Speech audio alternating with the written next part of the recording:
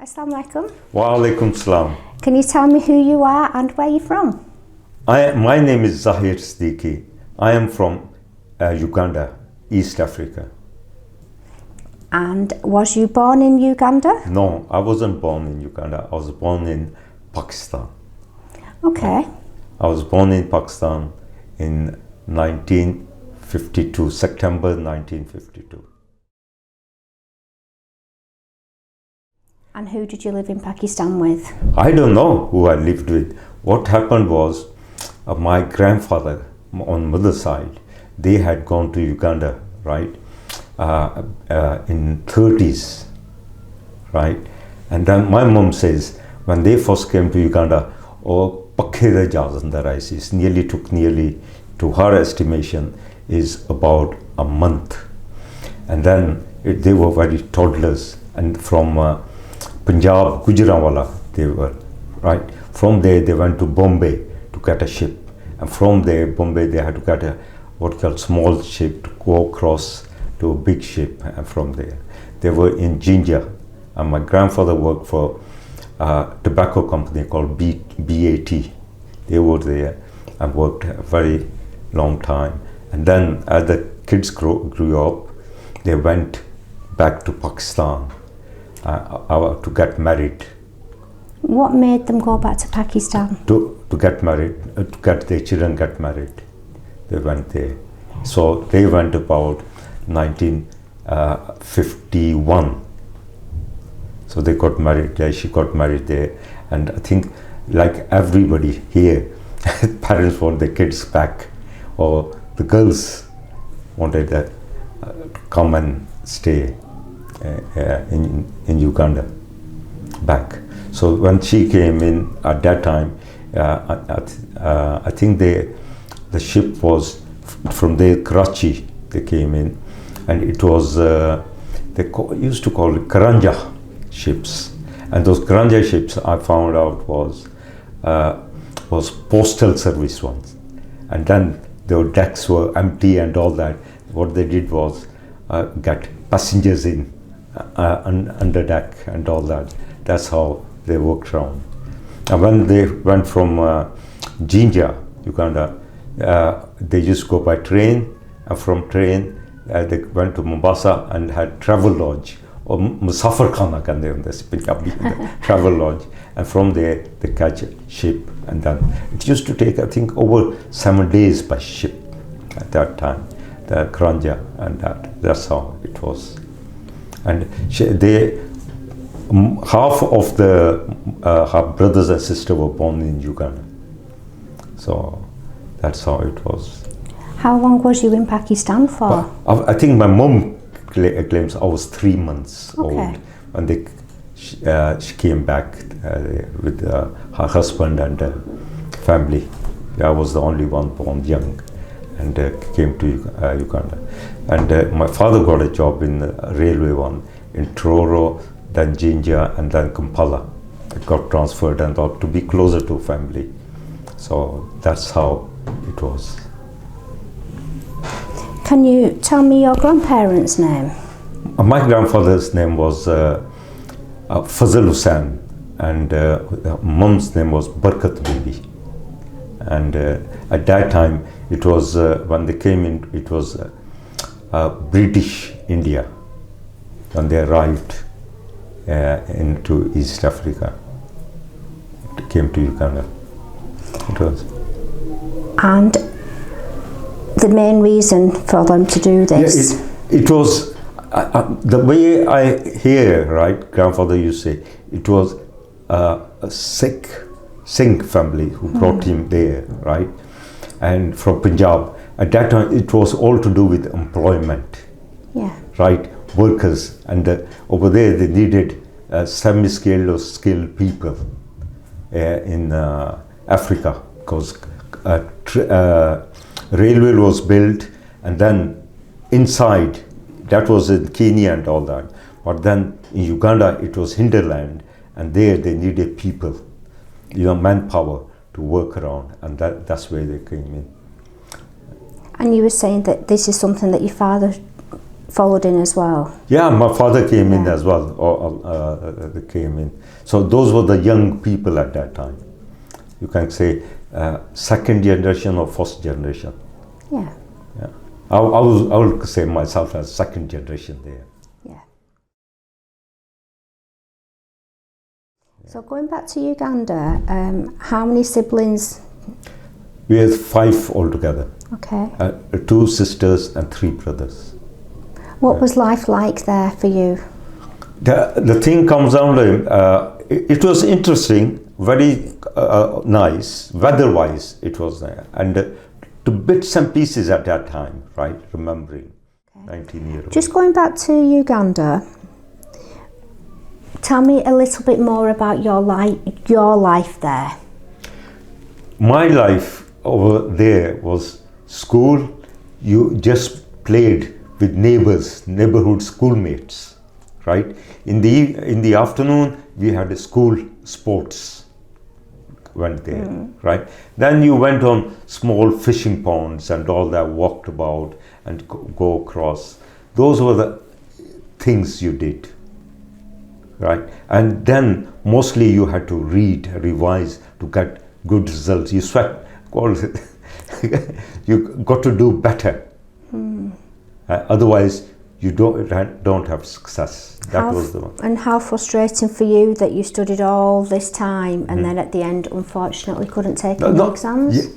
Like I said, to me, it was a tragedy. At the same time, I wasn't saying I was a really genius or really good. I was just average student. Yeah. To me, really, as a young, you don't think for that far, tell you the truth. Yeah. Sorry, you mentioned how old was you when you came to 19. 19. In 1970 as well, right? I went, there was a groups within school, East Africa, they formed to go outward bound. The whole idea was from Kenya, Tanzania, Uganda, the students got together, so it's bonding. So that was really good to climb Kilimanjaro. I didn't go right to the top, Gilman's. I just went up to less than a Kibo huts, up to 3rd huts because of the timing and the weather. And you got the opportunity. I still have an aspiration. I still feel like I want to go there. Inshallah, one day. One day, Uncle G, inshallah, one day. I never bragged about it. But only recently I'm looking around, oh, I did that. Outdoors, what did you used to do as a child and who did you play with? No, we used to be neighbors, mostly neighbors and primary school kids, right? Lads, classmates and all that, neighborhoods and all. Used to go tadpole and fish, small fish from the canals. And then school compound, right? It used to be bamboos, lots of hide and seek around there. Then around the neighborhood, backyard and on the side streets, used to have marbles and what you call gulli danda, I don't know what's called in English, and then the gulails and all playing to get the mangoes shot down at game on that, and especially the marbles and hotchpotch, what is it called? Hopscotch. I can't twist my tongue, right? That one, it was those kind of things to do. And at that time, same time, used to collect tops from the Coca-Cola tops, bottle tops. And there, if you collected a set of tops, 8 or 9, you collected wild animal. Really, they were set of 20. You make a complete set. That was another challenging. The other one was like, here they have football cards. They used to be Brock Bondi tea, birds and animal cards from the tea bag, not tea bags there, tea leaves, the boxes. That was one of them. What age was you when you used to remember playing in all these games? It was in primary school, 7 plus 6, 5, 6, up to what is it, 12-year-old, right? 12, 14, in teens, right? Early teens. That was a primary school, because over there the primary school started at 7 up to 8 class. So 7 and 7, 14, 15, you went up to the primary school. Here they call it what? Primary school. The high school is called secondary school. So at home, the family interaction used to be what you call a carom board, right? And then they used to make us read what's going on. And the other one, I just remember. When you say make us read, was it the local newspapers? Not newspapers, about the homework, what we learned at the school. Excellent. Getting done from that, because it was a bit slow on there. And the other one was quite interesting one, I can't work it out. It was a game with this, what you call strings. You made it, and someone put their hand in, and you stretched it, and I Cradle cat. Cradle cat, that one. And then we used to make boats with the, what do you call, paper, and then put in the tub, anything, and you see how it floated and all that. Those are the family one coming in. That even with the family used to play cards, right? Those are the board games, card games, and that was the whole thing about it. So that was at home during primary time, and all. That the card game again did go up to my late teens, right? I went to secondary school. In the secondary school, I was in the school with the what you call play hockey and rock climbing. Used to do with rock climbing. We had a sports teacher, Mr. Jones, and he used to take us a weekend, not every weekend, every other weekend, to go around on the rock climbing. That was a good challenge, and that really led me to go to outward bounds to climb Kilimanjaro. So done that. At what age did you do that? That one, 18. At 18, did that. That's a great But I didn't go right to the top. I didn't go to the Huru. But I went to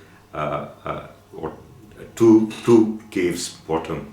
I can't remember. That's it. Because of the timing, we had to come back because of some of them.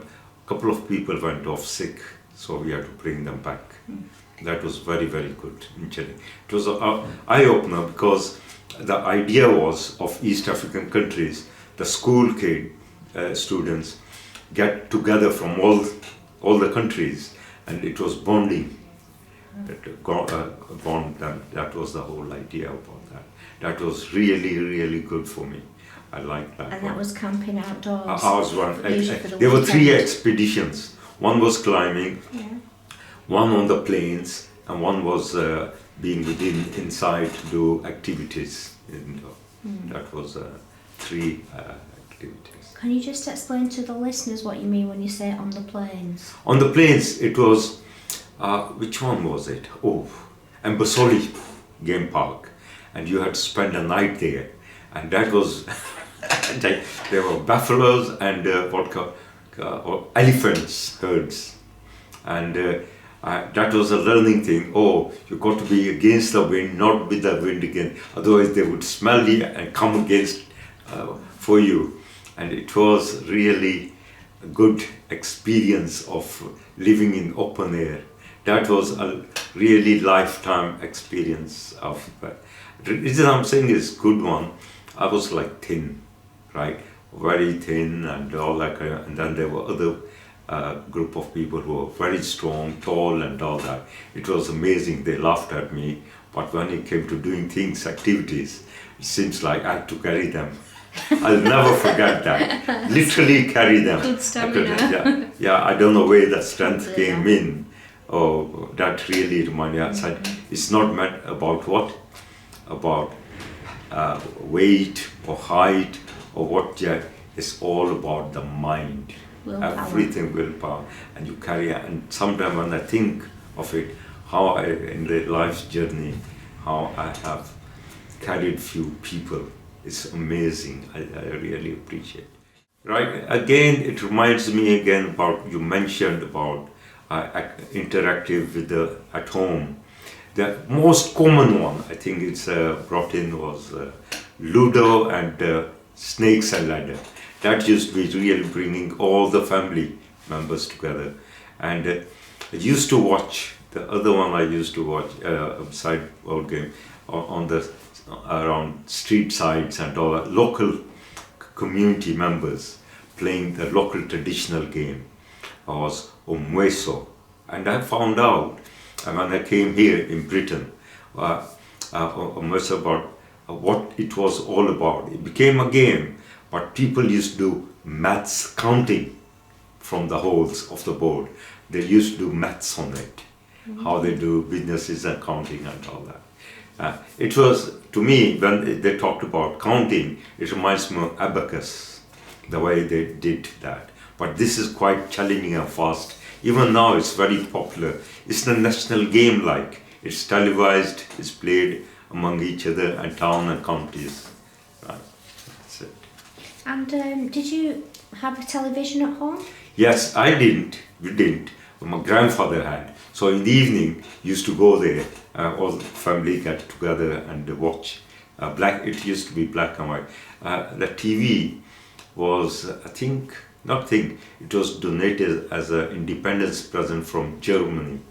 The British gave, I think, independence present Zafar cars to Uganda people. I think later on I found out here in mid-70s, they were really rubbish car. They never worked good. They offloaded to Uganda, all the Hillman Zafar cars, and all the police people, all the same people had the Zafar cars of there. What kind of things did you watch on TV then? Oh, Time Tunnel, Fugitive, right? You name it. They were what you call Sesame Street, right? Fugitive was very popular, quite late over there. Comedians, Tom and Jerry, Three Stooges, Three Stooges, Laurel Hardy, Lucy's Show. Lucy's Show. They're all spectacular, and most very popular. I liked it. All family loved it. Was David Attenborough's. There used to be a program, wildlife programs. David Attenborough. Yeah. Attenborough. Excellent. Wow.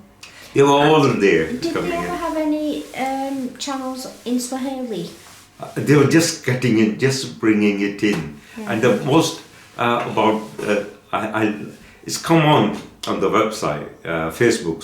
On the Facebook, come in about remembering Uganda '72, and it reminded me. I thought I looked down on it, but very popular.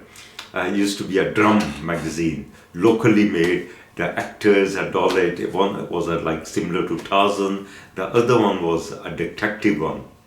I forgot the name. Spearman. That's it. Spearman, called Spearman. Weekly, every Friday, used to queue up for these two magazines.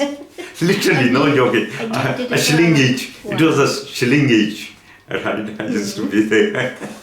And not to miss. One was called Drum and one Spearman. What can you tell me about the cooking facilities for your mum in your back You see, home? we had, initially we had cooking facility, charcoal one burner. Then we had primal stoves, we press it, right? Put a kerosene in, you press it, you light it with a matchstick and came. Those were very popular, right? You went on by kerosene and you fill it up when you finished. And those were the ones used mostly. And then 60s, right? In 60s, mid-60s came in. There might be other places, right? Electric cookers and all that with the upper classes and ruling classes, right? I'm just talking about commoners, right? Ordinary people who had those. Then later on, it became popular, came electric. And then there was cylinder gas came in, right? In late 60s, you had to go, like color gas, you come in and you put on the table, which you see on television, on other subcontinent TV, they show. they have. So that was getting popular among the crowd. Otherwise, others had electrical and all those kind of things. Those were the change. So there were 3-stage change came in. So you've seen that, right, in life. And how did you, looking back now, if you didn't have electricity, how was it? Electricity was there, right? We did have, but we had what you call small even. That's how it started. It depended how you could afford it, right? What container with a wick you had and switch on, right? Then it was popular. Electric was there because Uganda produced their own electricity because on Falls Dam. Right, from Jinga to Kampala, there was a dam. They created where it generated electric, and they, in fact, sold electric to Kenya. Kenya depended on Uganda electric, right? But what I'm saying, those were the early times, late 50s, 60s. It started coming in. I mean, the schools, colleges, all the institutes, they had electric, but I'm just saying the ordinary common people, they were just catching up with this electricity. So, but what I'm saying is, through life, I've seen all those stages of change and experienced them. Even mid 60s, right, had fridge, right, and those just starting to get on. Thing. It was expensive. It wasn't cheap because over there the education you have to pay for it. Medical you had to pay it, right? So if you are just, his parents had to do what you call balancing act. How it was. Uncle, you know how you were saying you collected these Coke can lids? What used to happen with them? You collected, I think it was 7 or 8 corn tops you collected. Yeah. You took it to the driver, right, who delivered the cases of Coke to the shops, right? You waited for them to come in, which day they were supposed to come. They came in, you gave it to the driver of that delivery person, the number of tops you done, and you chose which animal you wanted. It was elephant, giraffe, tigers, right? So small one. It really looked like ivory. Wow. They were not. They were strong plastic, right? I've got a photographs of that, right? I'll bring it somehow to show you, and it's amazing. They were good ones. So, I think somehow being minimum, really poor and all, I've managed about 3 sets of them. I don't know where they are now, tell you. That's great. That's a great I don't incentive but it was, somebody said they had one, right? Other had lost it, some left in Uganda. They had a good discussion. I brought here, but I don't know where, with all these movements of going on, where they've gone. Probably they've gone somewhere in the rubbish and skip. Shame.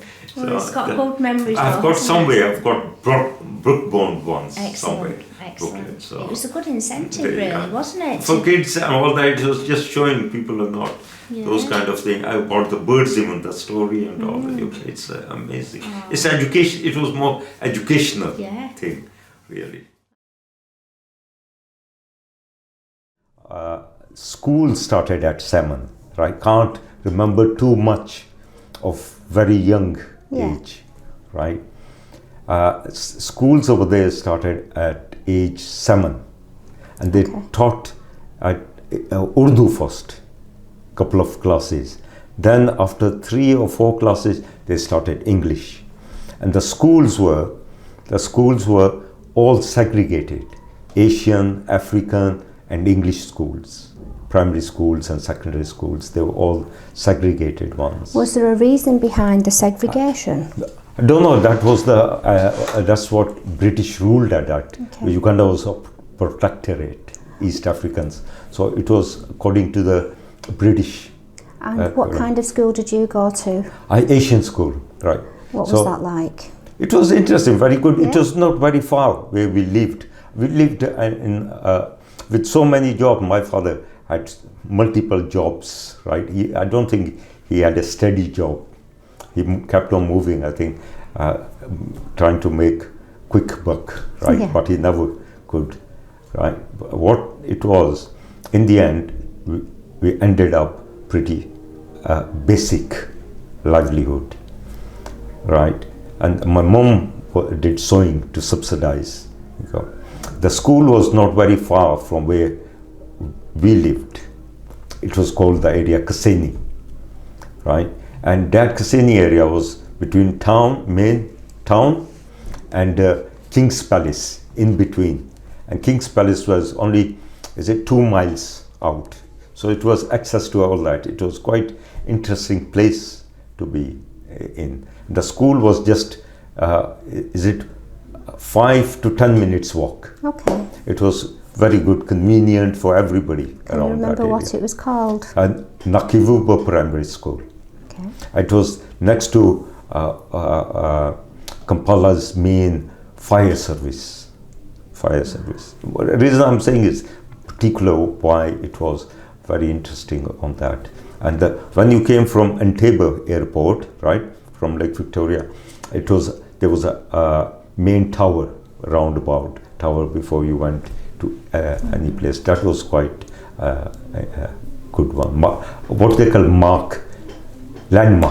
That was a landmark, right? Like I said, as far as I could remember, the curriculum, the primary school and all that were Eurocentric.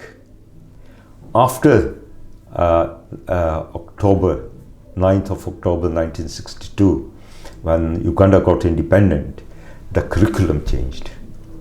It became African and local history was started coming. And then even the school started getting to mix white, black, indigenous population, Asian. They started coming into schools. There was no as such as this is European school, Asian school, black schools and all that.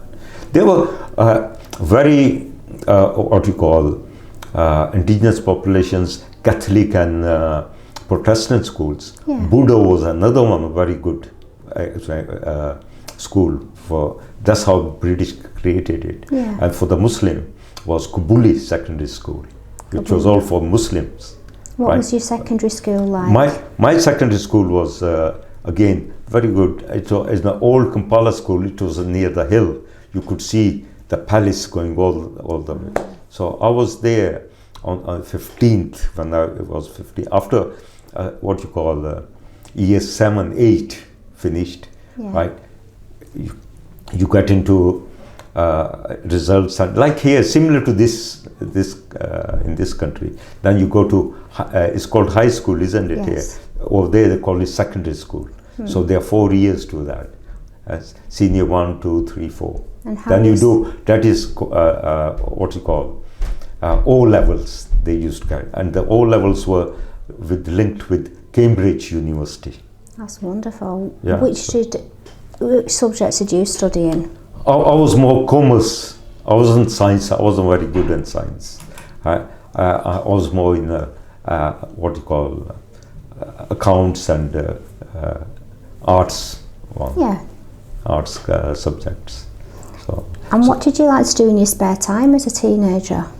I don't know. That's an interesting one, right?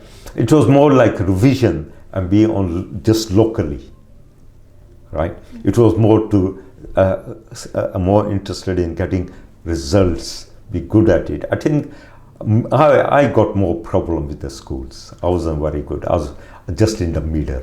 Oh. I wasn't very academic. But you tried your hardest. That's what it was. You always somehow used to get into trouble with teachers.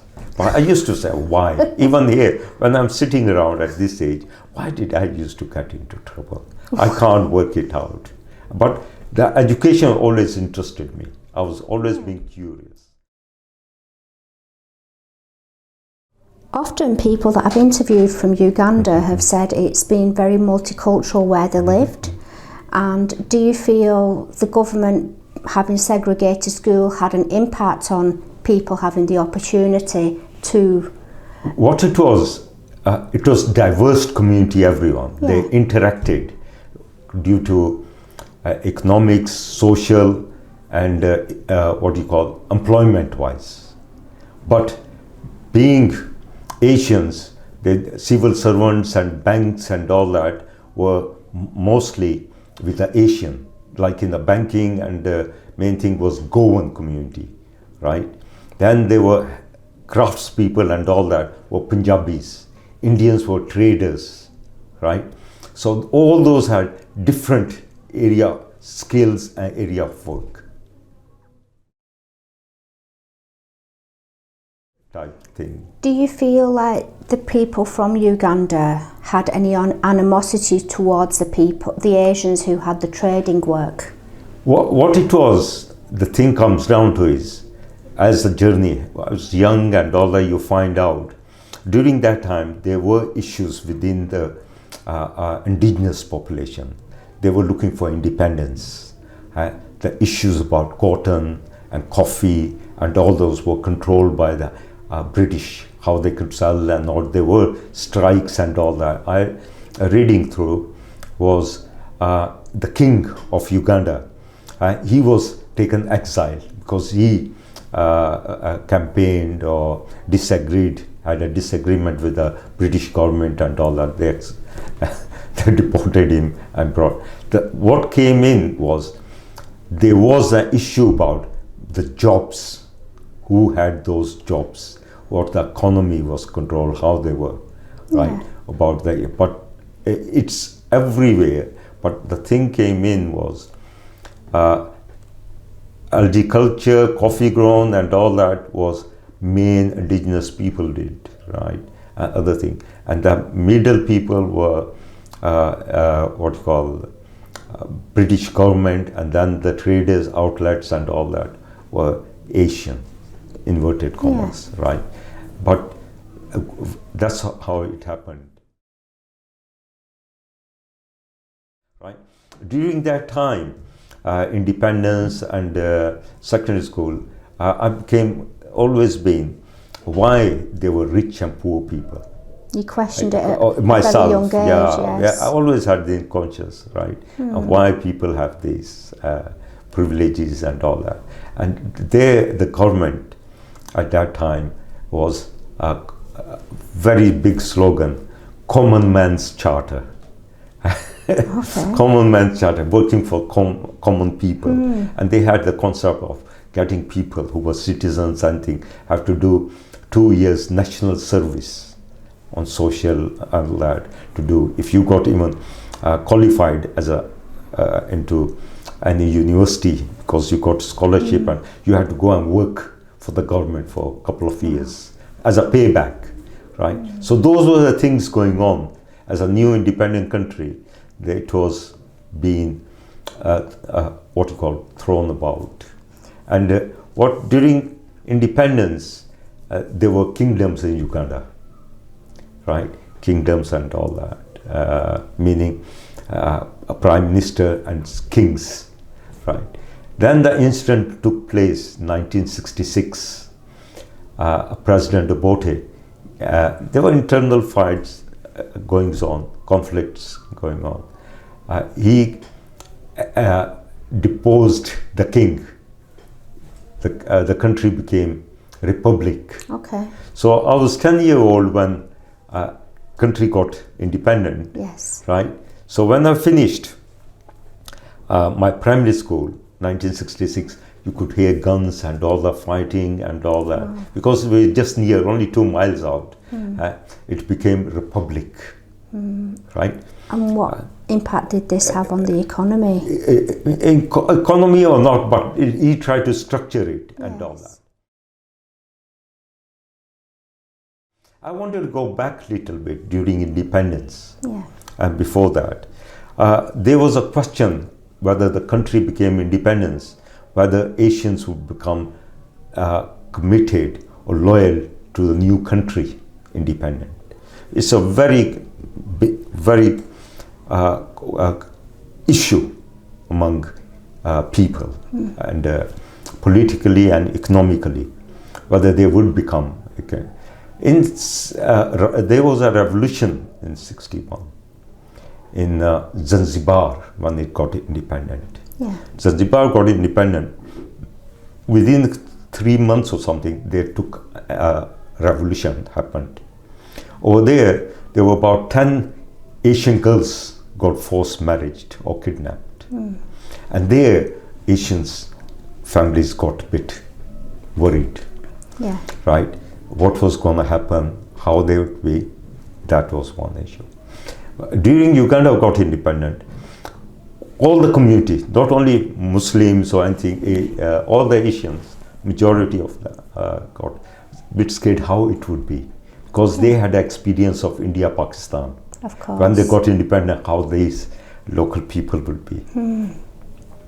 So what happened was, quite a few meaning hundreds or more, Yeah. people went back to India and Pakistan during that period. But they couldn't settle down after independence, after 6 months or so. They returned back. Right. But situation had changed because schools, economy, employment and all that, they were all over the place.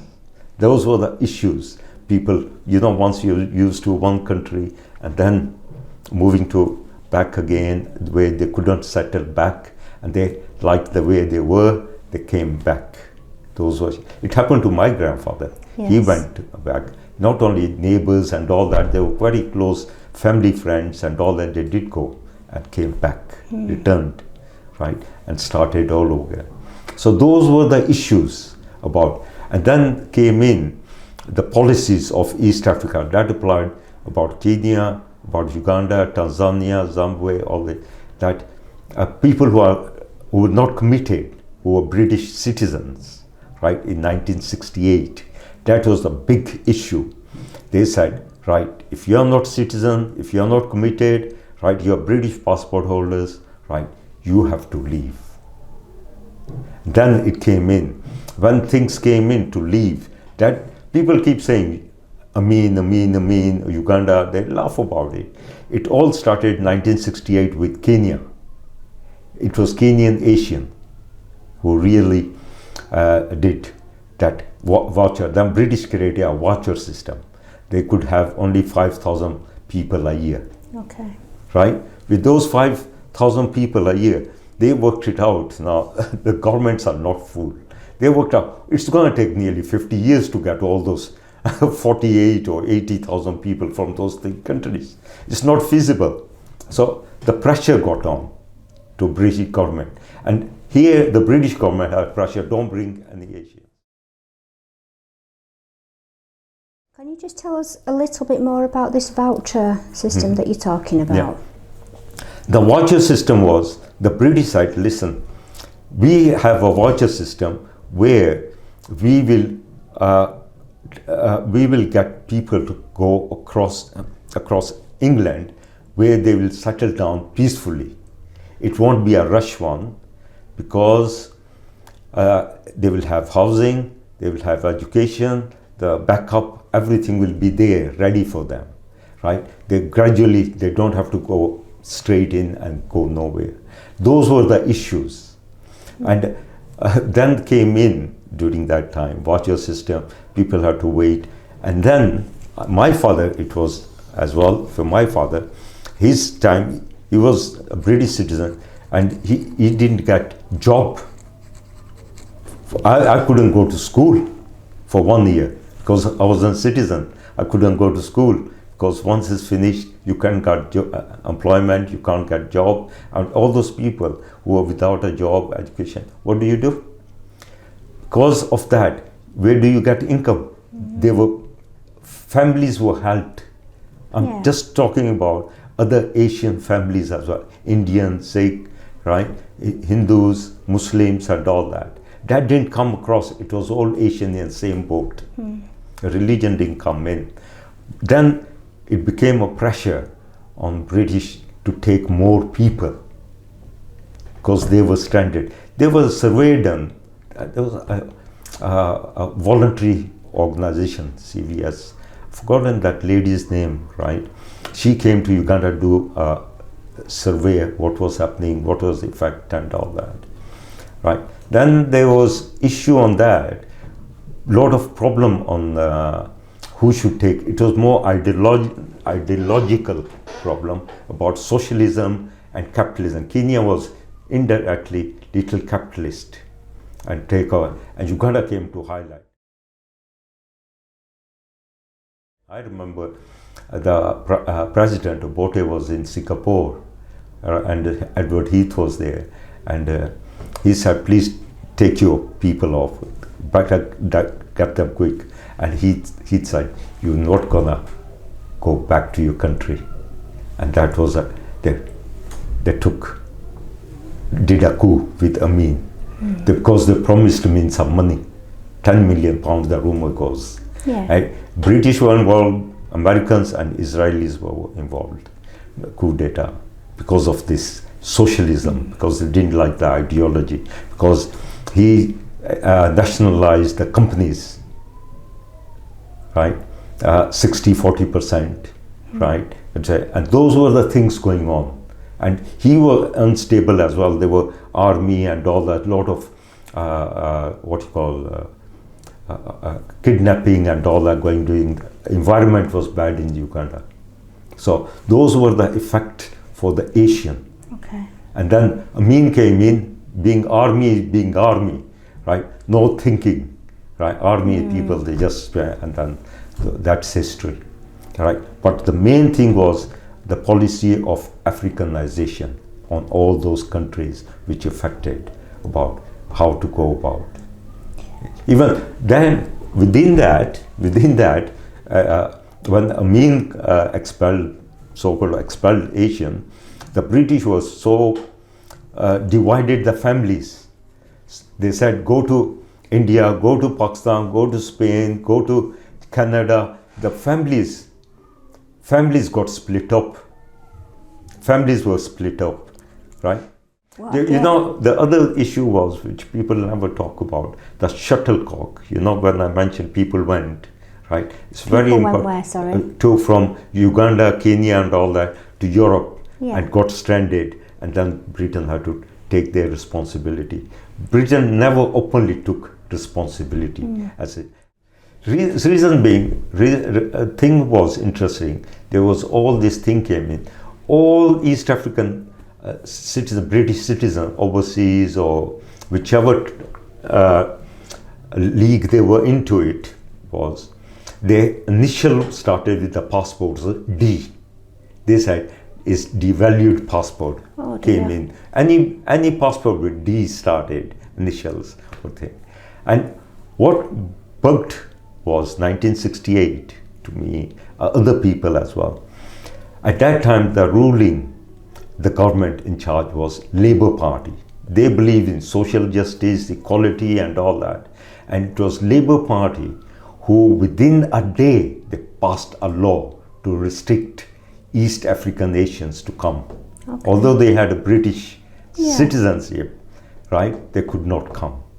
They didn't allow them to come because the shuttlecock one was, they could not come because they said you got to go through voucher system. Right. And voucher system would take very long time. And the youngsters, they could not wait. Yeah. They were losing on education, employment and all that. They were qualified and all that.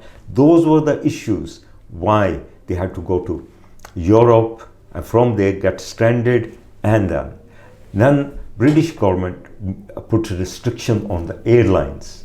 If they let anybody without any visa to Britain, they will be penalized. They will be told off. And during that time, even during Amin and visa and all that, right? Even I was here when I was reading what Amin did. India and Pakistan never took responsibility. They said they're not our citizens, they're British. Yeah. British should look after their own citizens. And British started whinging to Commonwealth, other countries, to European countries, please, you help us distribute our people. That's why. And then there was another talk within the papers. Oh, the people British are taking on are the one who are the poor, left over. The other other countries took professional, qualified Like people. Canada. So I don't know. It was mixed. Whoever they could have taken, British could have taken professional if they welcomed them. Yes. Nobody was stopping them. Those are issues. Those are politics. So those are the issues within the community. The other bit I better tell, when things happen like that during my time even, when there's a chaos or problem, you get scammers. The scammers meaning, oh, give us so much money, 500 shilling, 400 shilling, 1,000 shillings, we'll get you a visa quick. Okay, please don't tell me this happened to you. Not to me, That's but good my to friends. know. I'm sorry. Yeah, to my friends and all the family members happened and all that. They did happen. It happens on everything with people, things. When those things happen, they did happen. It's a fact. And if people say never happened, then there was another issue which is very important. It's hardly spoken about. Is during that time, 69 to 70 and all that, British High Commissioner got kidnapped by people so that he could please fast the process of visa system. And did it ever come to light I think, as to what happened? It took 7 days or so, but he was fine. Nothing happened, right? I think they found him just in Lake Victoria somewhere on the island of Lake Victoria. So it was all, the case happened and all those people came, the people who kidnapped are in Britain now anyway. And I'm sure that... because they got deported, didn't they? They could go nowhere except where? Britain. Yeah. And I'm sure kidnapping him wasn't really going to have much of an impact on his he got telling off, isn't it? He got called back and all that. It was all, what I'm saying is, I'm just saying the frustration for the Asian people, because they had to wait for long queues to get visas and all that kind of thing. It was a issue before even a means time, what I'm trying to say. But impact was the days, 90 days was the issue on that. But it was actually happening before this, it was already happening on that. And Uganda was the worst one. The Kenya thing took a milder way, easy way out, right? But they were the one who started it, 1968, Kenyan Asians. Okay. They were the first one to come here and they made immigration law restriction and all that. And can you just tell me, your views about Idi Amin, the environment that you lived in? Did anything change once you came to power? You see, Idi Amin is in the issue itself. It was Uganda was more monarchy, right? More kingdoms. There were about 10, 15 kingdoms, and there was a changeover in 1966. Got independent in October, 9th of October, 62. Right? It was peaceful, although before there were campaigns, strikes and all that, but it came to like they said, wind of change, Macmillan's. Africa was getting into independence. Uganda was a country who got independent on the 9th October 62. Then there were issues about monarchies, kingdoms, and then Amin got, there was an issue, political one, whether Amin was involved with the Prime Minister then, with the Congo conflict. The money, ivory, gold and ivory, smuggling and thing going on there in Congo. There was a issue is more detail and just keeping it to that, right? It's more complex on that. Yeah. Right? What about a bit closer to then in 66 it became republic. Amin was actively involved in getting rid of the president, the king of Uganda. Amin was involved in there. So with that political army coming in, The Prime Minister, the President who created a Republic of Uganda, Amin became his chief officer in the army, and since that time there was always army and civilian conflict. There was accusation in the 71. Amin had assassinated one of the brigadiers officer, and there was a team of investigation going on. Everything was being pointing at Amin, and I think they wanted to sideline Amin, but Amin was a bit clever. He ousted the president, and behind there are books written, David Martin and other people, right? They have said the evidence it was British, American and Israelis involved because of ideology of capitalism. The president B.A.T was a socialist, and those were the issues. Although Asian immigration about visa was involved in 1968 because of Kenyan nation when it all started, and Uganda was in the process of being next, right, for Asian to come. Because what happened was 2 years before there was shuttlecock. Most Asians who were British citizens could not get a job, their children could not find a job, could not go to further education and all that, and one not a job, got unemployed, became in debt. So they found a way of shuttlecocking. They came to Europe and got overstay and could not return back to Britain. So Amin was part of it, right, when they took over, and he just, being army, he couldn't see through and just used those words to get it out. Right. What happened was, during that 69 and 70, as youngsters or people who finished their O levels and A levels, couldn't get a job or schooling or anything, employment, there was an issue about how to get into England. There was a system coming. People used to get on the plane, go to Eastern Europe, like Yugoslavia, Greece, or some other places, Czech and all that, and they got stranded there. They could not come back.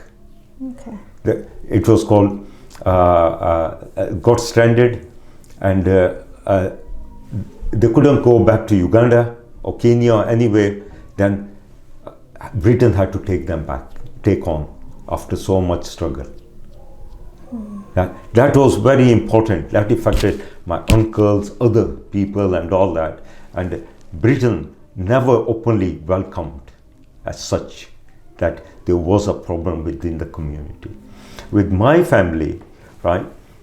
My father, because being a clerk,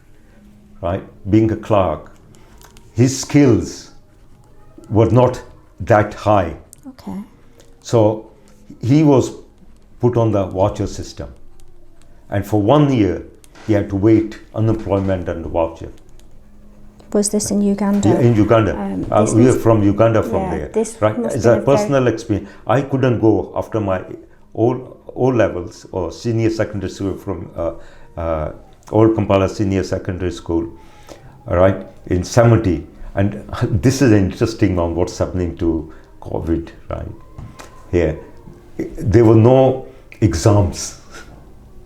Okay. My years, 1970, there were no exams, right? They were all suspended.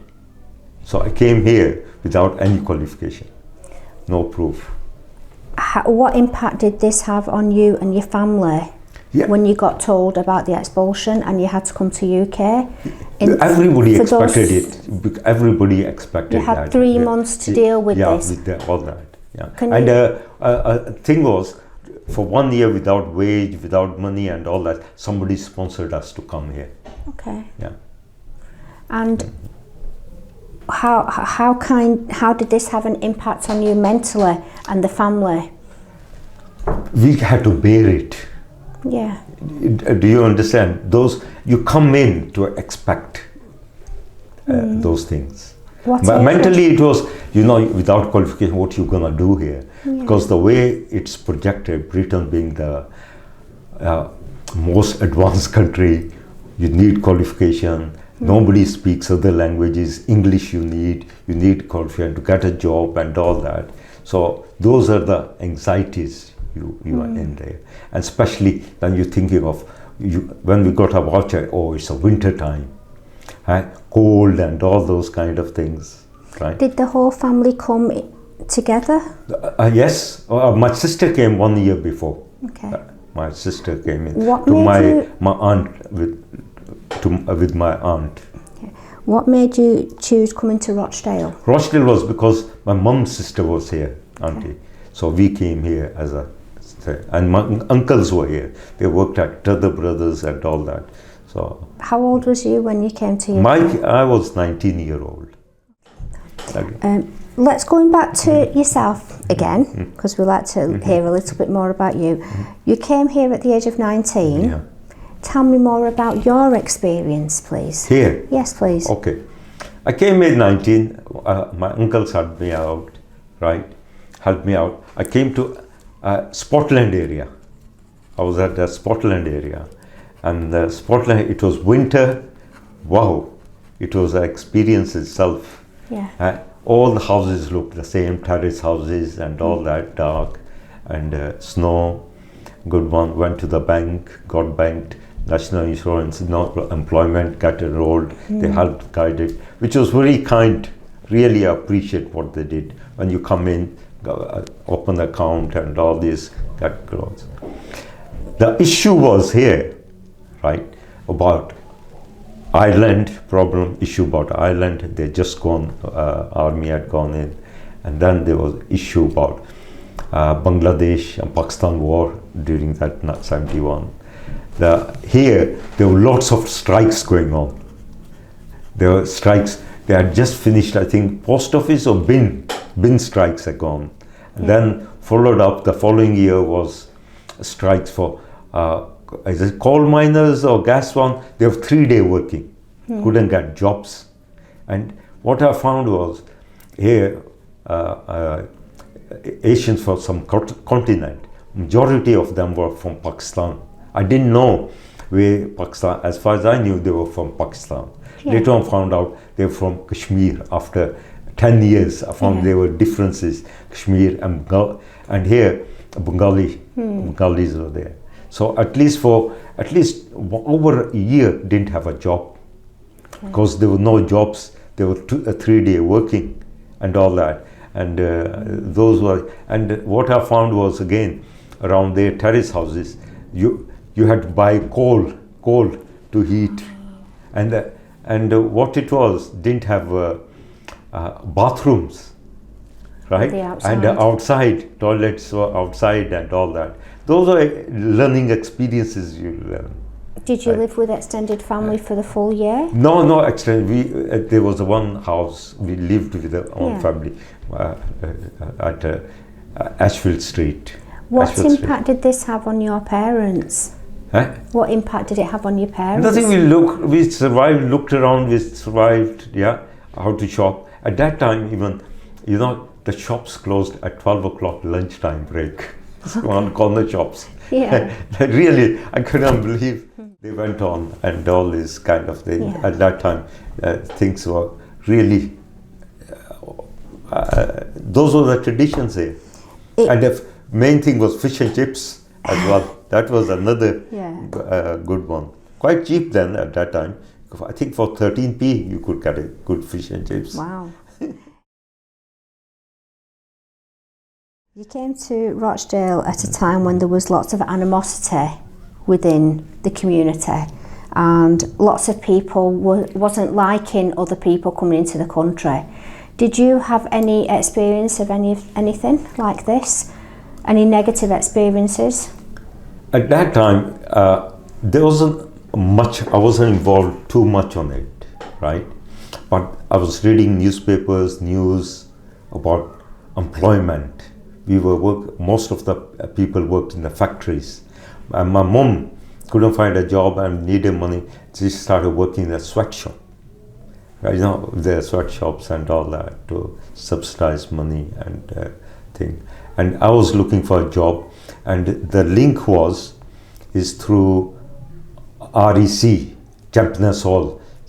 There were people who helped with the immigration and helping us out, and people. And I got later on a job in Mutual Mill in Haywood, right, at that time. And then I was helped later on and got a job at newly flats built up around there. When we came, Manchester Road was just finishing a dual carriageway, and we got a house there. And I was surprised, the house over there, right? Not many of our people lived in those flats, and they didn't like it was like failing flats and all. But we got in there, freehold flats, and they were brand new flats, good flats, but they were awful flats at that time, new one.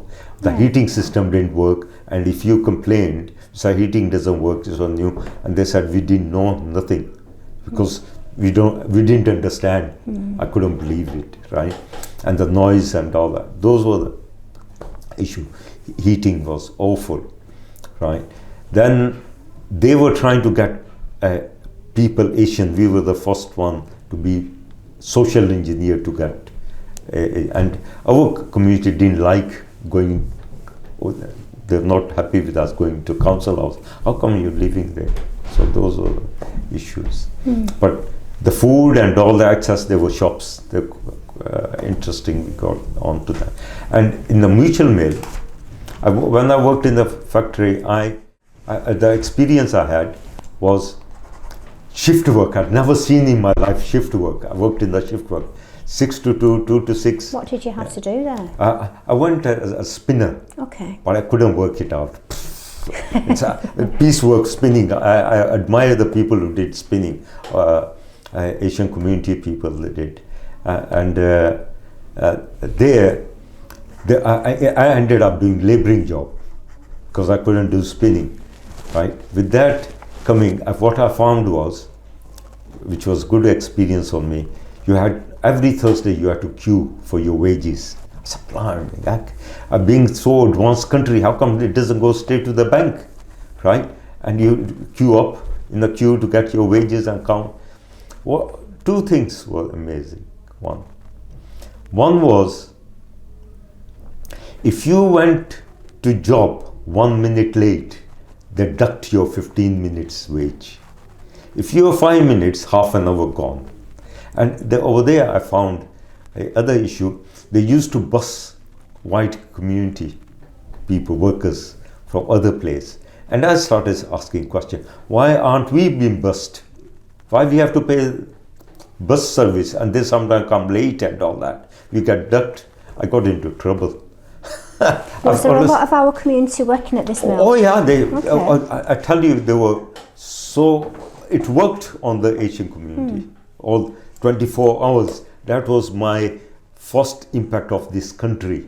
This country runs 24 hours. So going back to the buses, you were saying? Yeah, the buses was, like I said, I took bus from here, from Tweedle Street to Haywood, Mutual Mill, right there. It was 5p way, quite good. But what I'm saying is, if buses came late, you get wage ducked. You try your best, but those were the issues. Was you ever given an explanation as to why buses were provided for one minority and not the other? No. I just while it was going on, right, I just wished I left. Somebody said, listen, there's a factory here. They make what you call textile work from stone. I said, God, that's a magic. Getting from stone, they make clothes. What the hell is going on, right? So this gave me the name. So I applied there. I got a job. That was called Turner Brothers at TBA, right? Okay. And I got a job there. It was good. So they did medical and all that. You come, and there again, it was all our people there, right? came in. And I worked there nearly over a year, more than that. I went for something else. I ended up doing labouring job. And there were a couple of our people. And now, God bless his soul, Bleem Saab, he worked in the office. He was very good. He was from Kenya as well, right? Then late, what's his name? Council Chaudhary was there. He was quality thing, right? There are other people. Over there, when I went, there was a TV program comes on, Love Thy Neighbor. While I was there, I got telling off, where people used to take a mic, call me Sambo, right?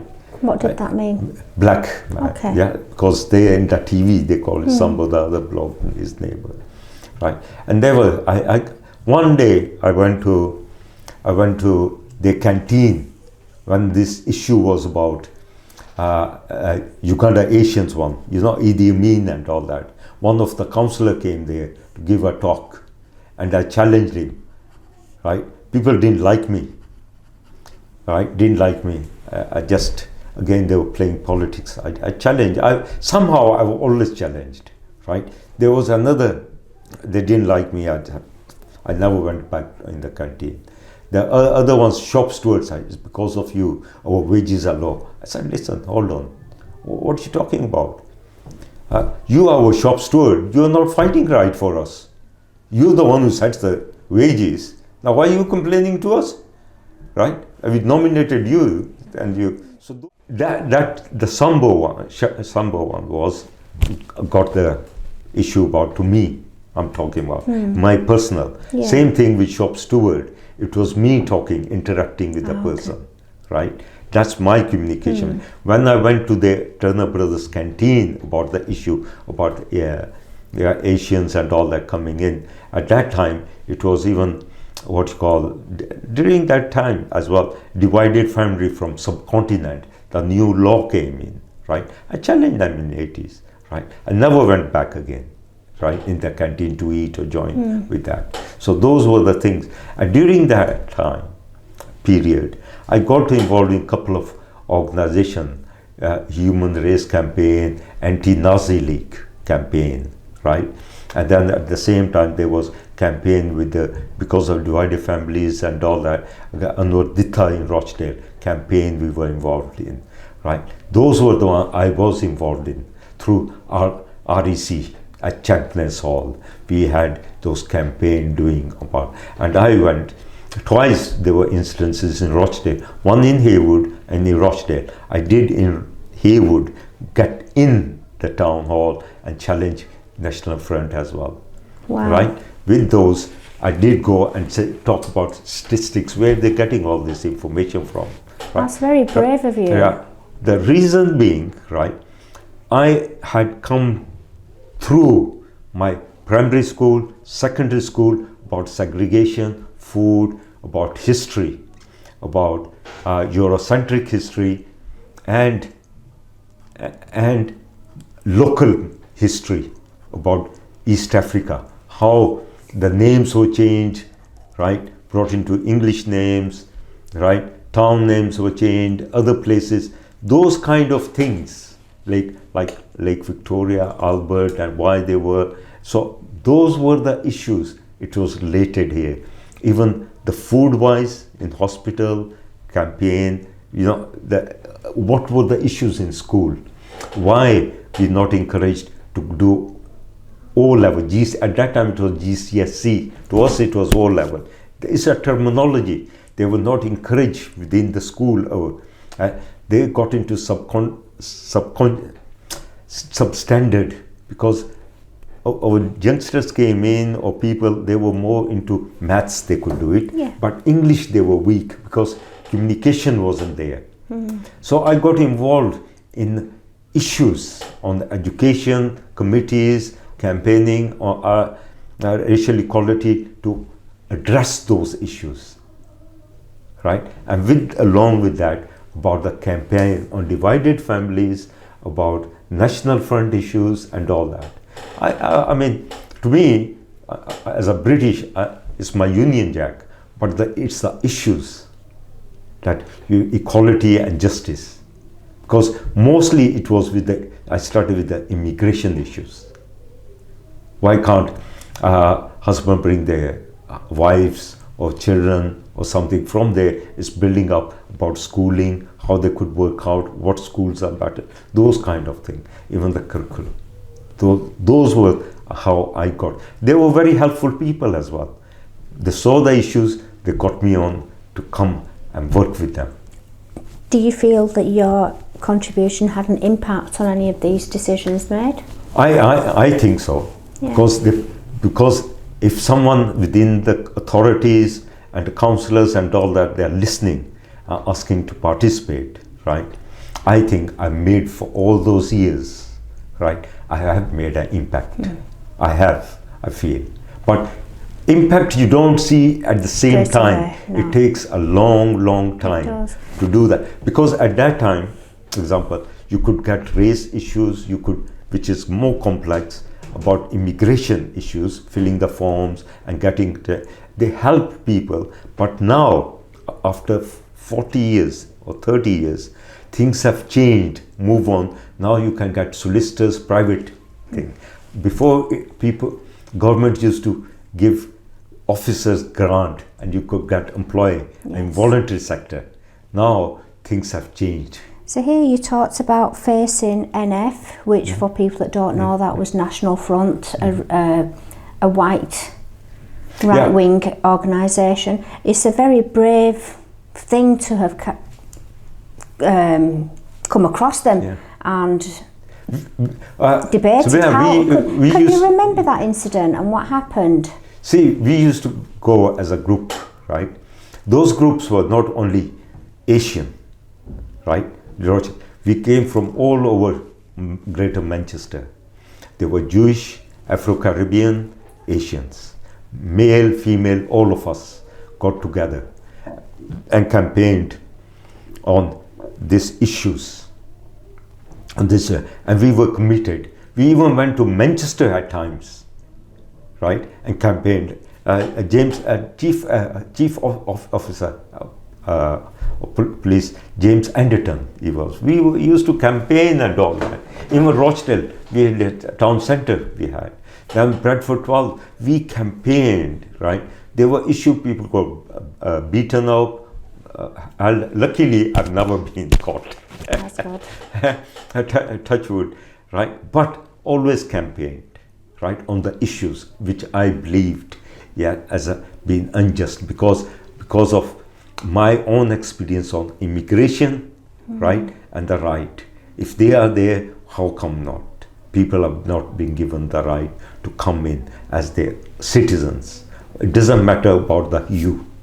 I know the issues come in is more complex, but I find, right, the people who are entitled to come, right, why they are not, why families are divided and why they are not allowed in. Talking about families being divided, you spoke about your initial family, your immediate family coming to Rochdale. What about the rest of your family, your extended family? Where did they all? No, we were a very small family, right? My uncles, they came through Shuttlelock, like I said. My aunt was here already, right? Already at the beginning. Then my sister came before, right? 1 year before us when we got a visa. So what I'm saying is we were not a very large family. We were just very small family core to come in. And when you even small one is getting issue to come in, it's a problem. And what about the others who come in who were here in 60s? I was surprised people were here in late 50s and 60s came in. And when I went into a factory, other things surprised me. The people could not, speak English. They were working. Do you understand? I give them credit, but when you need a workforce, you can train people. Because here you could not get jobs, you could not. That's where I came in. I went to London, couldn't get a job. I went to London. When I came here, you could not get, like I explained to you previously, right? voucher system was supposed to help get education, housing, and all that. It wasn't there. I could not go to school, college. You know why? Because I was a resident in this country. I have to wait 3 years before I could get a grant. Okay. I was considered as overseas citizen. I said, but what they said over there and what you get here is quite Totally different thing. Right doesn't know the left. Yes. Right? Those are so I couldn't go to college. I couldn't go get a job, right? Because there were strikes and all that. But I waited here. Then I worked. I was at what's called Turner Brothers. By that time, a couple of my neighbors came here. They had a shop, Milkstone Road, EAS, as an electrician, right? I went and worked there with 4 years with them. Okay. And then I did a day release college. One of person just happened accidentally. How old was you at this stage? I was 21. Okay, so Right? He told me to go to Oldham College to do the course. So I did electronic course over there, radio and TV electronic course. I spent there 3 day release on my own money and working on the employed with the colleagues and learned about electrical thing, which was good. So I got qualified, everything. I went to London. London, I enjoyed it. what did you do in London? I straight away, I got off the bus, I found a place, I went there. I'll never forget that gentleman, Mr. Dacre. He said, come down. I said, I'm looking for a job. Electrical wholesaler it was. Yeah. Right? I said, here you are. 1978, 9. Right? Come in. I said, you saw. What was life like in London in 1978? It was eye opener. The hustle and the bustle. No, it was really, it was quite opposite. You got on the bus, right? Anybody will sit next to you. In Rochdale, they wouldn't sit next to you. Really. In the park, they wouldn't sit next to you. In Rochdale in 70s, right? I was surprised on that. In London was eye opener. There's no, because if you're not sitting next to you, somebody else is queue up. You know, that's so right. I learned it was an eye opener. And the jobs which you couldn't get here, like I said, I got a store man. They straight away said, come in. It said, I'll give you whole day's wage. Did you know anybody in London? No, yeah, my uncles were there. Okay. I went there, but I didn't know anybody in the way to get a job. You know, you just knock on there to find. And I worked there. I really respect that person. And the job you couldn't find here as a storeman or anything. Yes. There at that time, it's so north, seems like so far. When I came back, Why did you come back? because of family reasons. Okay. How long did you stay in London for? 4 year plus, right? What part of London can you remember? Hendon, West Hendon. West Hendon, Mill Hill, West Hendon, Mill Hill, right? That's where it So was. you was there Golders Green, yeah. You was there for 4 years. Yeah. and So then- stuff, yeah. But it's expensive accommodation now, but living. But when I came back here after 4 years, it was the worst time I came. When I went to sign on, they said, why did I come back? Because there was no job. It was a recession, worst one. And somehow I got onto embassy scheme, What was manpower services scheme. They were for young people unemployed to retrain and all that, right? Through REC. Because I used to work, I went there, so helped me out. They said, oh, we're doing some anti-racist work because of background and in the youth work. So I went and they placed me at Colt because there were Sorry, issues. just go back to youth work. Yeah. When did all this begin for you? When did you start working Youth as a work. youth worker? Yeah, Yes. that's when I came back from there. Yeah. And there was I was looking for a job, right? I went and knocked the door again to REC, right? They said, oh, we are doing a project as a youth worker, black anti-racist work. Are you into? I said, yeah, because I straight away wanted it. And there were conditions and all that. They worked hard for me, right?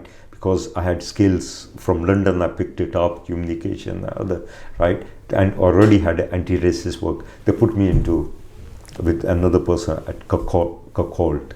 There were issues there on race, right? So we did a project, 1 year project on race. So there's something right up written on it. How was that working in Cocoa? Because it's not something in it the was 70s. No, it was difficult. 80s now. In the I come 80s, to yeah. 80s.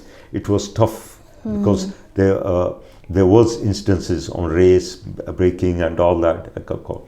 But we worked and did a report for it. At that time, the person was working with me next to me, a youth worker, right? His name was Hussain. He got me on. He said, "Listen, I want you to join our project." And did you have many people that project was called Kashmir Youth Project. Okay. I didn't even know. Now he taught me who Kashmiris were, right? About the housing issues and all that, about race, unemployment. How did you break the barriers in Cocolt in the 80s, the work that you did? What did you do? It was in evening work. There was a Kingsway Youth Club and worked in there and getting views, breaking. It was a learning process for me as well. How many people came in and getting is a verbal and visual looking at. So the people that came in, the youngsters that came in, what background did they have? They were local one called working class, right? And the school one, White they used British, yes. White one. But to me, I didn't have any problem over there. But it was the families over there who had the issues there because of what was going in the newspapers and others issues. I'm sure it gave you an opportunity to break down some barriers there. To work on, working as a black person and all that. And I since that, my senior officers, they put me in a deep end. They said, "Why do you do this?" Right? So from youth work, what did you move on to doing? Put me into areas where I said, "Listen, you guys give me a job, I do it." I went to Haywood, one tough time I had in 90s, Haywood, and then here as well, freehold flats and all that.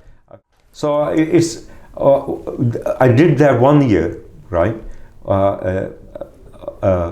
on embassy scheme, right, the project and all that. Then with that one, I made contact. For 5 years, did voluntary work. Wow.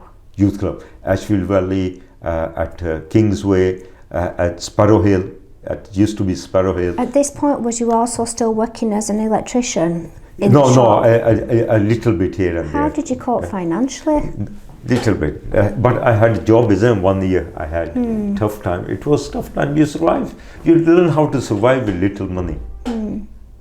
You don't go as a leisure. You are there, right? You sacrifice. About example, you got mortgage. Example, then you sacrifice whether you go on weekends or you drink or not drink. All that you sacrifice things. Tell me about your personal life. At what age did you get married? Oh, I got married very late, 30 plus. Okay, late 30s. I would say late 30s. Is there anything you can tell me? The thing was, while I was doing this work and all that, right, I got a job. A job. I did voluntary work in the community where somehow I got a job in Manchester as a technician. Brilliant. Right. That was after a long time. I felt I had a good job. That's the best job I had after London. Excellent. Right. In Manchester, North Hume Centre, it was called. It's gone now. Right. There I worked a job. They got me on, and it was a steady job and all that. So I started saving. That's when I got married, because I didn't want to get married when I didn't have a job, no money, no nothing. What's your wife's name? Sabra, right? So with that thing, even kids ask me sometimes why you did marry after so long. How many children have you got? I've got 3, and because of no money, no nothing, you can't do that. I know people say you get married and you can get together and make. Is Sabra from Uganda also? No, she's from Kenya. Okay. Her family back is from now what's called India. They came from after partition in there, but again they went to Kenya. Their grandfather or from British Asia, they went to Kenya, Nairobi. and I have 3 children, 2 girls and 1 boy, and they are educated. This in Rochdale, right? Ashfield Valley School, second high school in Matthew Moss, and they went 6th form college, Oldham, right? Then they've been to university, and one is married is in Munich, one is working in Manchester, and the one is working in London, the girl. So, and the wife is working. I couldn't afford a house. We had to work together, both of us. What does your wife do? She's a health officer. Health officer. And yourself at the moment? I'm pensioned now. I'm retired. What did you do? You was mentioning that you worked at KYP. Yeah, as a volunteer, I've been on lots of voluntary organizations, right? CVS, there really is a stepping stone, right? Community Health Council hours, right? And lots of council subcommittees and race working parties. KYP, I feel like I'm part of them, right? From very beginning. I got a lot of experience. They headhunted me, they worked with me, and they trust me, right? Then I got into Matthew Moss. What did governors, you do at KYP? And then KYP as a management committee member. Okay. Right? We were 3 or 4 of us, right? Noor, myself, Qurban, who is Lord Qurban now, right? And Shabir, and that was a project set up, right, for Kashmiri project and Bengali project with this officer called Bibula, and we social engineered into KYP and did, and got ideas and all that to help people. And we 5 of us said, we don't want job for ourselves. We will help people, enable them as a stepping stone and get them employed. Because the issue was with the council, it's a long story with the council having perception, black people can't manage, can't be trained. So we trained them. Other organizations headhunted them, right? And they went, got the skills, and they progressed. Like I said, it was the project even now is like a stepping stone. Brilliant. So going to life in Rochdale, how did you feel making new friends when you came here? It was difficult. There was unemployment, right? I came in winter. There were strikes, right? They were just finished what you call a post office strike and what you call bin strike. I think there was so much going on, and it became a 3-day week, right? Electricity was down, to make friends and all was quite what you call difficult. How do you go? Then there was a family, my friend, who started organized called SABA, Society for Advancement of British Asian, right? 2 brothers, Razak and Mushtaq. They stayed at King Street, right? They had it, and they were doing that. So I got involved, so interacted, and then there was another organization. At that time, there was issues about what you call National Front, and I got involved with the what you call Anti-Nazi League. So I started participating, doing community work, voluntary work, came to know that. So that's how I got involved in the voluntary sector and started chipping in to become friends. What did you do when you was volunteering? What kind of things can you remember? It was anti-racist work, getting involved with the debate, setting exhibitions with this organization, because we had backing from, it was race relation community at Champions Hall, Stanley Hope, and Stanley Hope, he was again quite involved, so we used to work around that and get involved, especially thing came in was divided families, because some families went to India, Pakistan, other places in Europe, and to bring them back to England to be into one family. So those were the campaigns going up, because there are lots of immigration issues taking place. So that's how I got involved in the community work. And Awareness, mostly it was awareness and advice work. I wasn't that deep. It was more on the campaign, helping on the community, on the policy level. I was involved. And whilst you was doing this work or in your spare time, did you manage to connect with any other East Africans from Rochdale? Yes, did, because there were some were from my school, some were from the town itself, right? And then they came in late 72 when they were expelled, 73, right? Some started their own jobs, some they started interacting with each other, but it wasn't as regular, but we got together and did. And some of them later on, with the really help of there's been a mayor, a teacher, and also Surinder Biant, he helped formed a couple of organizations here.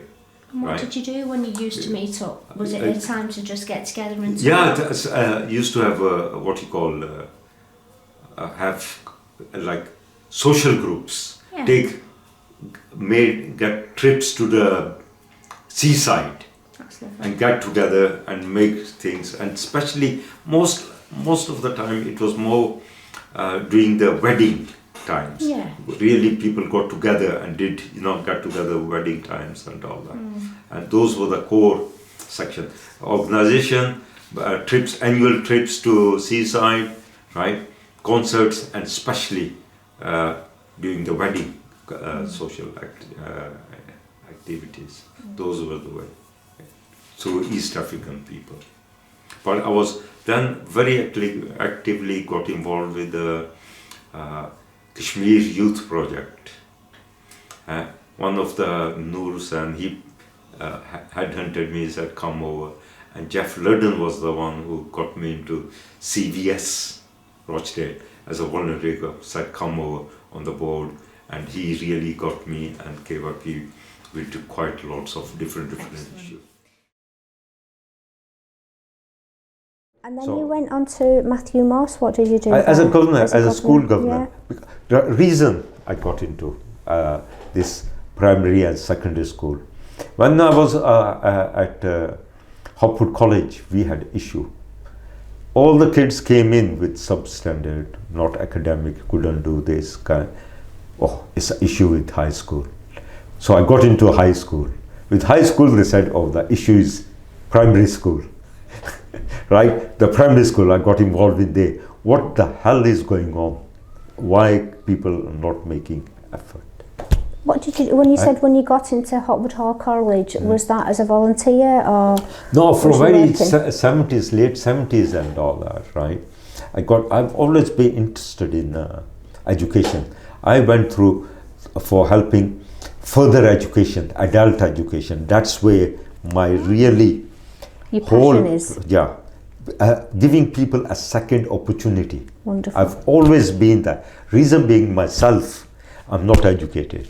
I always feel a person given another opportunity, because like I found in primary, secondary school, I have to have waves up and down, right? Given employment and education, you can make it. We used to get this information about Dr. Livingston, got educated, working during the day, at night he used to study. I always had that dream. When I came here, shift work, I couldn't do any. Because you used to be tired. But when you were working in a factory, they want your blood. I forgot to ask you before, when you did shift work, how many hours did you work? No, I only, tell you the truth, I only worked 8 hours. But you said shift work. Can you remember what kind of wage it used to be in those days? Yeah, 12 quid in Mutual Mill. Wow. A week. Yeah, people used to work 12 hours. They did. But I only worked listen, me being lazy maybe, but I could only work 8 hours. It was shift work, 6 to 2, 2 to 6. And once I tried night shift.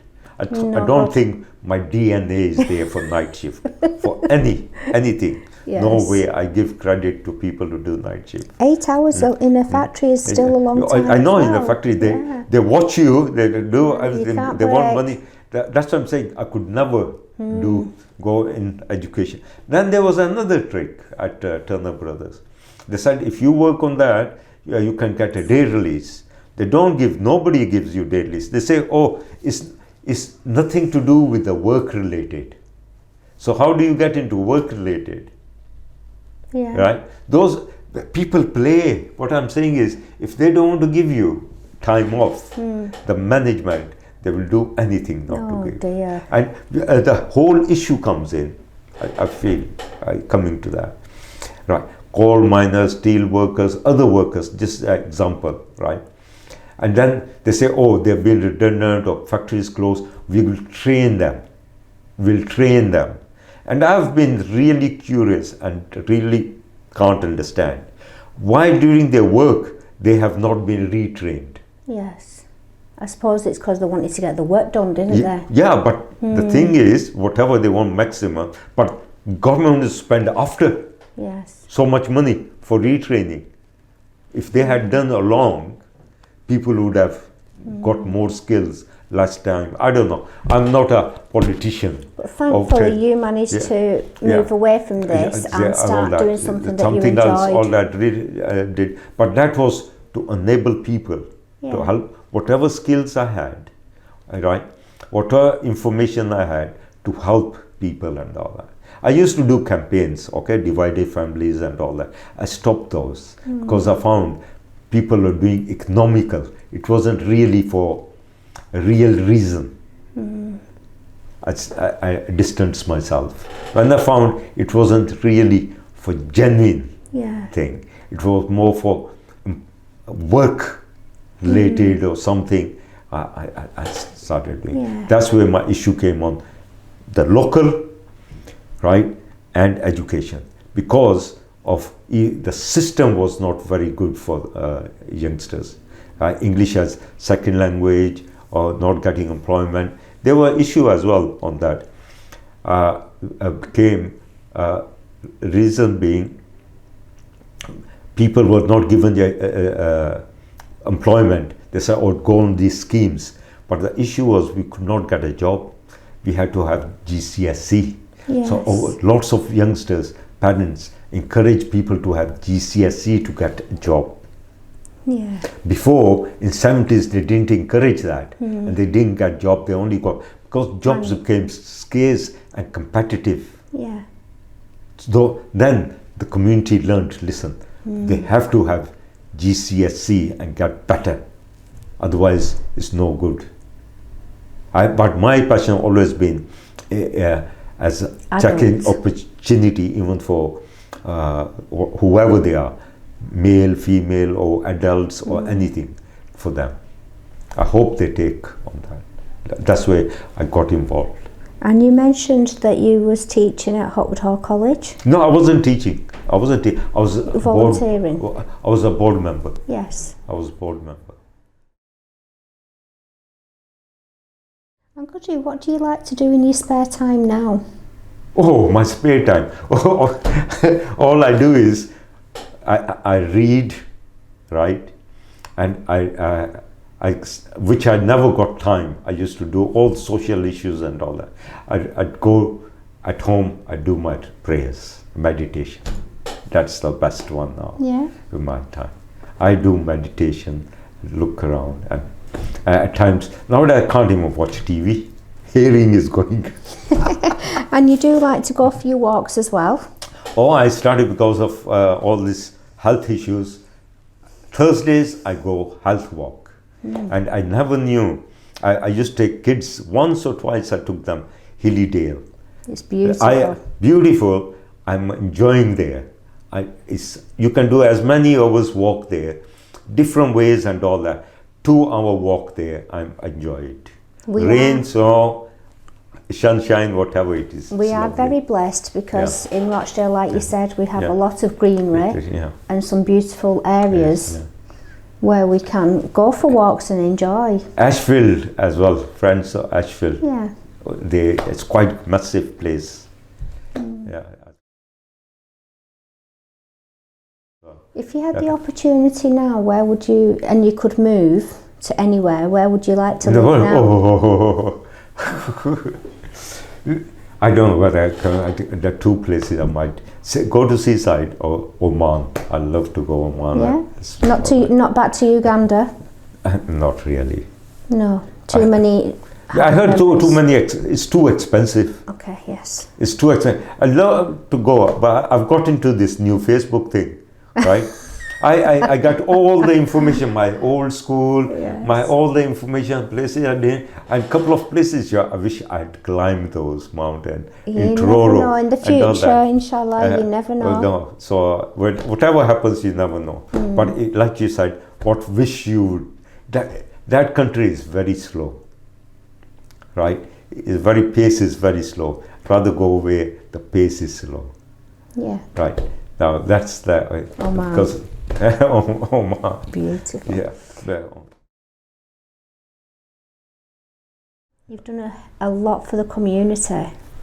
I don't know. I still feel I haven't done enough. What do you feel as though some of your greatest achievements have been? I don't know. I tell you, what can I say? I met Prince Charles, didn't I, at B.A.T. That's huge. Okay. And that was on my birthday. Oh, what a lovely birthday present for you. Is there anything else that you'd like to share with us in this interview? I hope people get involved. What I find is people within Rochdale get involved in the mainstream. I get involved in, as a governors, there are but more governors in voluntary sector, food banks, other places, rather being what you call the issue we started at, being segregated like. We are all one community. Indeed we are. And whatever it is, you will need each other as what? Helping. When my mom came in, right, all that, from each other in the flats, when kids wanted to go to school, neighbor helped and she white, all that. You will need each other, whatever. You've seen with this environment now, what we have, this virus, everybody is together to help each other. And rather, that's the best I find. Rather, race is just a red herring, I find. And people need to work on that, saying whoever it is, right? Forget about race and religion. You have that is personal. And it's been going on for years and years. Nobody can change but you can do good deeds. There are good people. There are very few good people around. Like I said, they had helped me out. They said, we need your help, come in. Whatever it was, you come in, get involved. That's what I find. Whoever it is. I try to tell youngsters even, whoever comes in, try to help, do good, get involved in the local community. You won't find the fruit straight away. It's going to be 10, 20 years. When I find my youths now, they're grown up, they're parents now, they come and greet me. I get surprised, who are you? What is it? I can't remember even some of them. Like I said, to make a break, like I mentioned to Jibana, I worked 5 years from the thing. God bless one person called Peter Giles. He was an officer at work. He's passed away for over 20 years. Excuse me. He was the one, come on, got me a job, got me trained. I remember I pray for him, really. Somewhere I'm in tears. He gave me break when other places I couldn't get. Right? Those are things, there are some good people around. Whoever they are, there who give you. There are others work around. It takes Small. Now, same thing if you ask me, what heritage you have, right? I find I've got 4 heritages, right? 4 heritages. One is I'm Punjabi bolna vagara, can't speak English. That's another issue about language. Then I've Ugandan heritage, local natives, right? Then I'm a what you call Muslim, Arabic heritage. I'm Muslim heritage.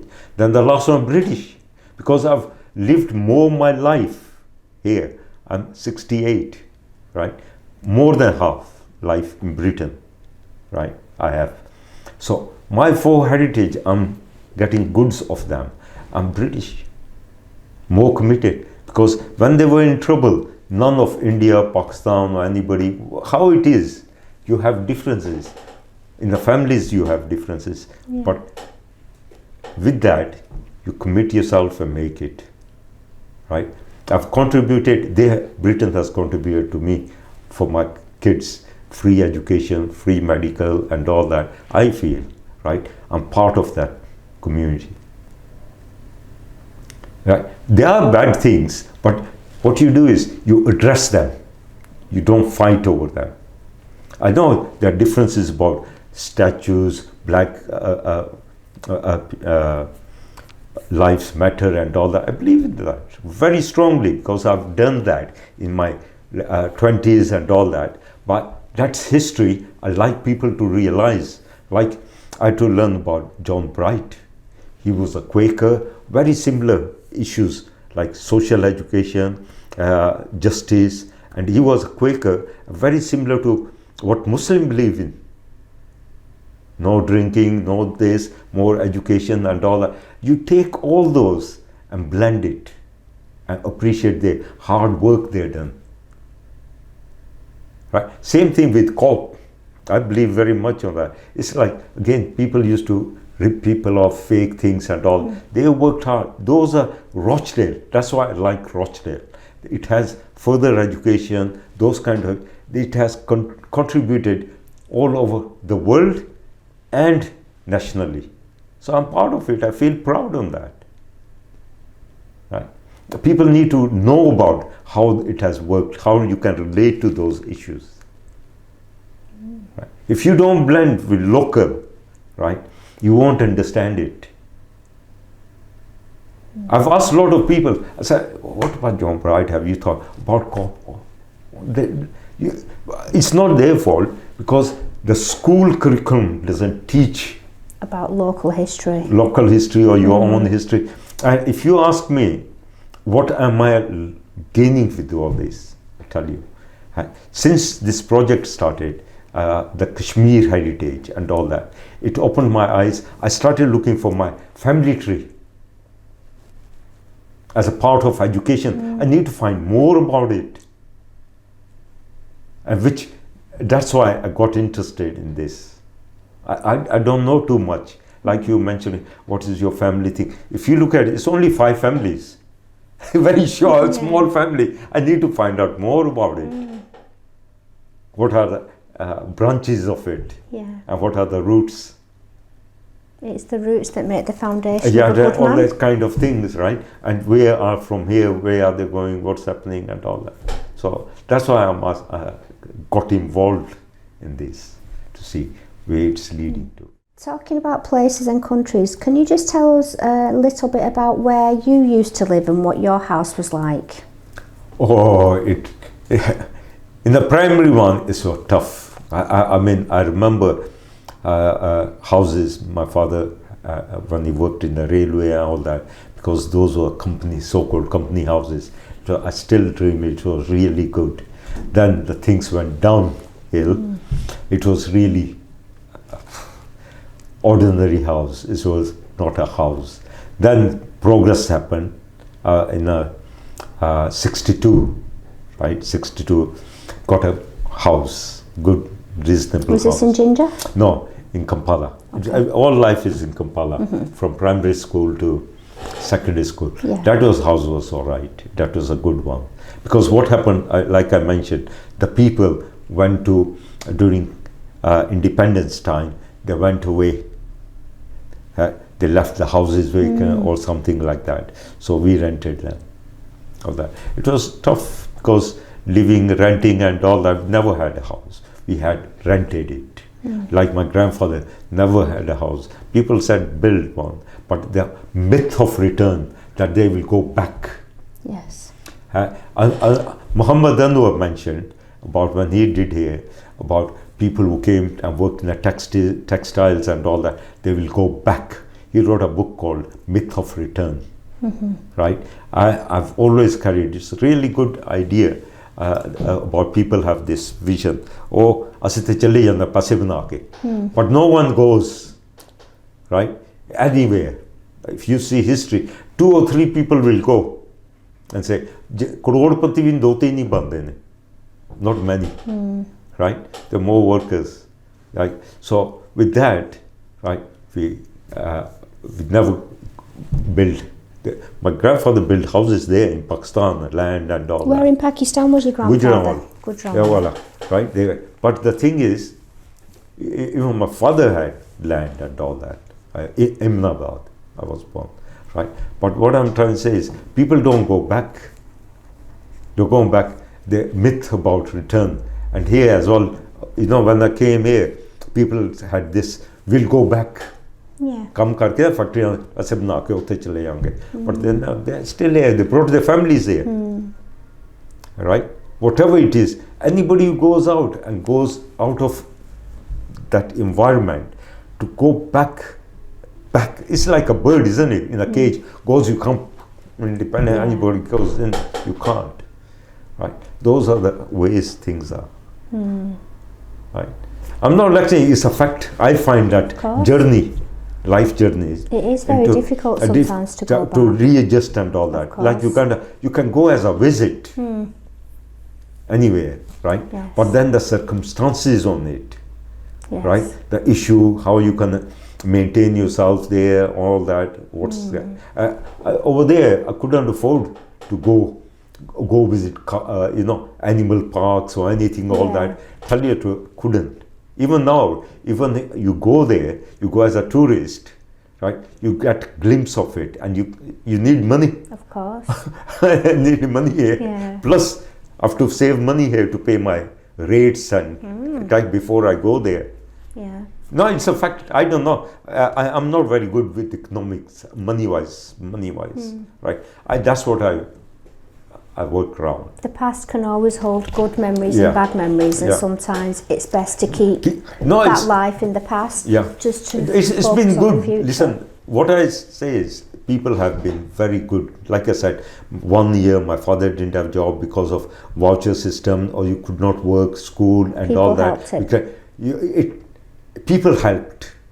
At that time, was there not social security? There is no social security over there. Benefits? There's nothing over there. All those kind of things. There's nothing. It's like in subcontinent. They don't have that. Of course, yes. It's same replica, everything. Nowadays they've got this new thing about American type, isn't it? Yeah, I went to Dubai 2.5 years ago.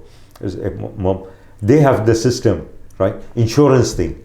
Yes. Isn't it? It's like American thing, insurance private insurance you have them. They increase. So here they have it as well now. The thing takes time to do it. It's going to come here as well. It's already happening with dentists and all that. You got to pay. It's kicking in, but it's taking time to reprogram people. We're very lucky to be in this country where there are benefits for people who for time being. For the new people. For new people who are coming, they don't have. No.